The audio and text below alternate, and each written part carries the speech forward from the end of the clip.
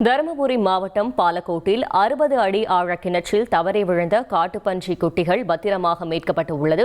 இதுகுறித்த கூடுதல் தகவலை செய்தியாளர் ஆனந்த் வழங்கிட கேட்கலாம். ஆனந்த், வணக்கம். கூடுதல் தகவல்கள். வணக்கம்.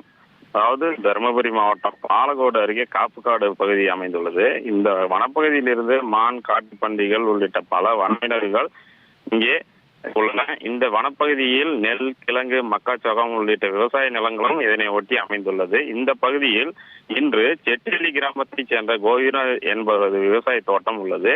இந்த தோட்டத்து கிணத்தில் வனப்பகுதியில் இருந்து இறை தேடி ஊருக்குள் கும்பலாக வந்த 15க்கும் மேற்பட்ட காட்டுப்பன்றிகளில் 6 காட்டுப்பன்றி குட்டிகள் 60 அடி ஆழம் உள்ள கிணற்றில் தவறி விழுந்தது. இதையடுத்து இன்று காலை கோவிந்தராஜ் தனது தோட்டத்தை சுற்றி பார்த்து கொண்டிருந்த போது தோட்டத்து கிணற்றுக்குள் இருந்து சத்தம் கேட்கவே அவர் கிணற்றின் அருகே சென்று பார்த்தபோது அதில் சுமார் 1 வயது மதிக்கத்தக்க 6 காட்டுப்பன்றி குட்டிகள் தவறி விழுந்து உயிருக்கு போராடி கொண்டிருப்பது தெரிய வந்துள்ளது.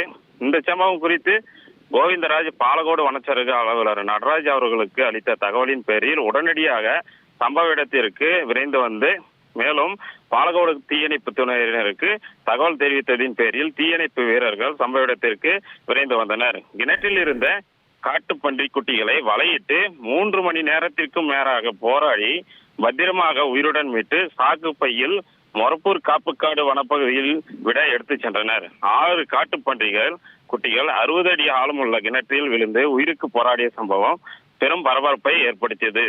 மேலும் இந்த காட்டுப்பன்றிகளை பத்திரமாக மீட்ட தீயணைப்பு துறையினர் மற்றும் வனத்துறையினருக்கு பொதுமக்கள் நன்றி தெரிவித்தனர். தகவல்களுக்கு நன்றி ஆனந்த். தந்தி டிவியை உங்கள் கேபிள் டிவி ஆபரேட்டரிடம் இலவசமாக கேட்டு பெறுங்கள்.